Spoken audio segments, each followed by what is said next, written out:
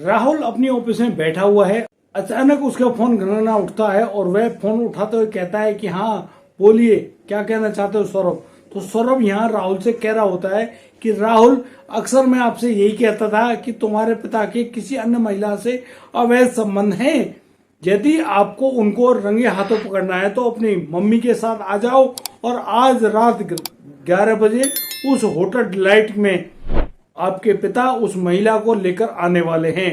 इस बात को किसी को भी मत बताना।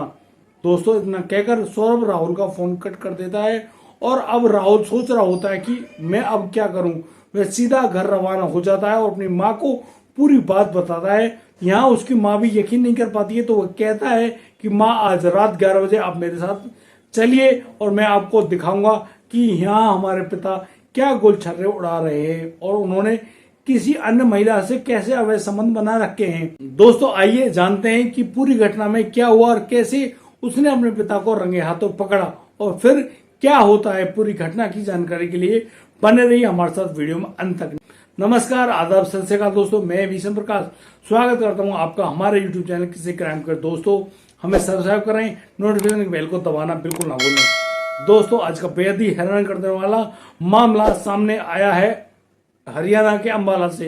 हरियाणा के अंबाला सिटी में एक ऑफिस होती है और उस ऑफिस में वह व्यक्ति काम कर रहा होता है जिसका नाम राहुल होता है। राहुल बिल्कुल नया जवान लड़का है और वह एक राजनीतिक पार्टी की कार्यालय में कार्य करता है। राहुल के पिता एक जाने माने नेता हैं जो कि एक नामी पार्टी से टिकट लेकर अक्सर चुनाव लड़ते हैं।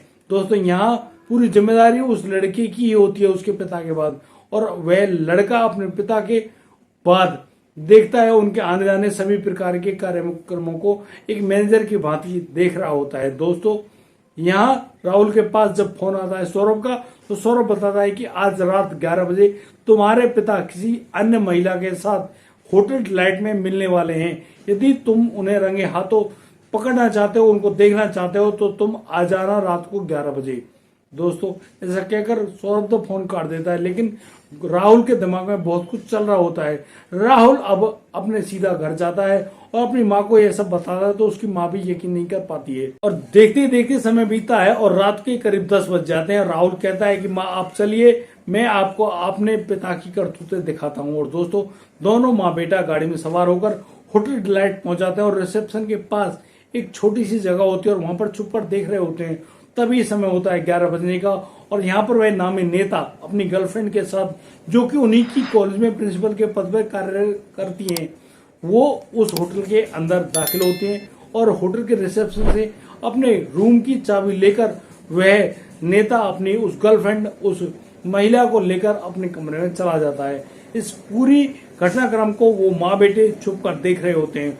और दोस्तों, इसी मामले में अब वो थोड़ी देर वहां पर रुकते हैं और जैसे ही वह नेता अपनी गर्लफ्रेंड के साथ उस कमरे में पहुंच जाता है, तो दोस्तों वो माँ बेटा अब रिसेप्शन से उस कमरे के नंबर को पूछते हैं और फिर सीधे जा पहुंचते हैं उस कमरे पर। कमरे के सामने जाकर अब वह डोरबेल बजाते हैं और जैसे ही वह महिला, जो कि उस नेता की गर्लफ्रेंड है, वह उस दरवाजे को खोलती है, तो वह पाते हैं कि वह महिला अर्धनग्न कपड़ों में है, यानी कि उसने बहुत छोटे छोटे कपड़े पहन रखे हैं।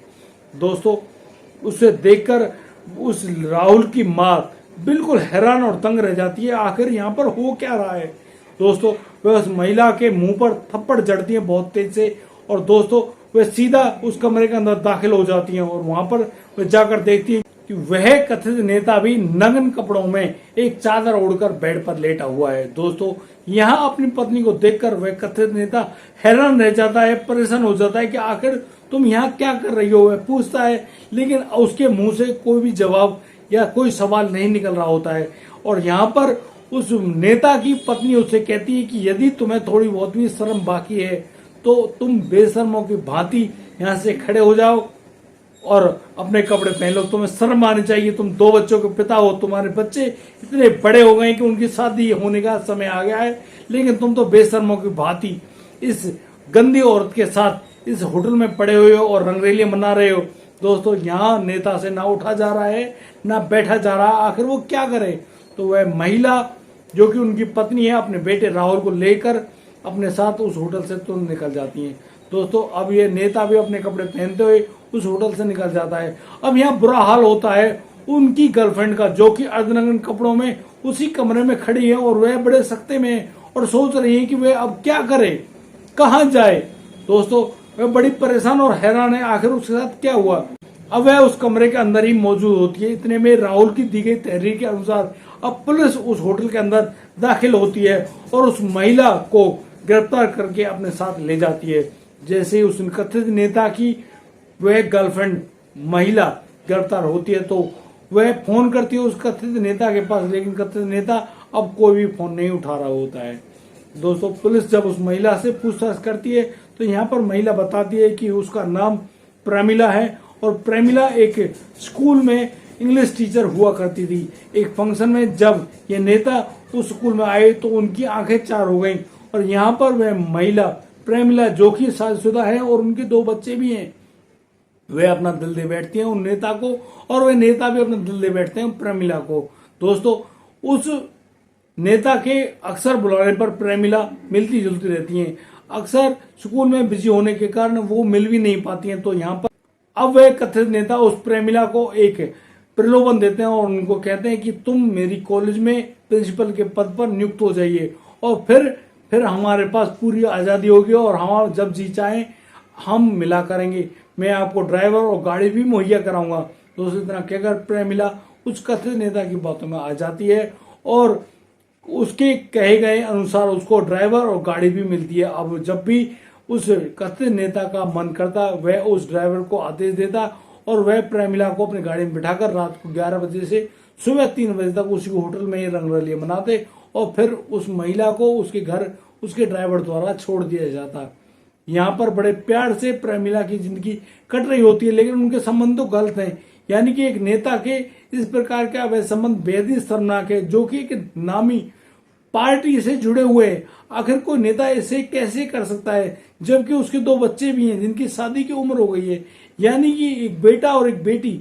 यानी कि वह व्यक्ति कैसे और क्या सोच रहा होगा। और उस व्यक्ति के ऊपर उसकी पत्नी जिसने उसको रंगे हाथों पकड़ा, उसने उससे क्या कुछ नहीं कहा होगा।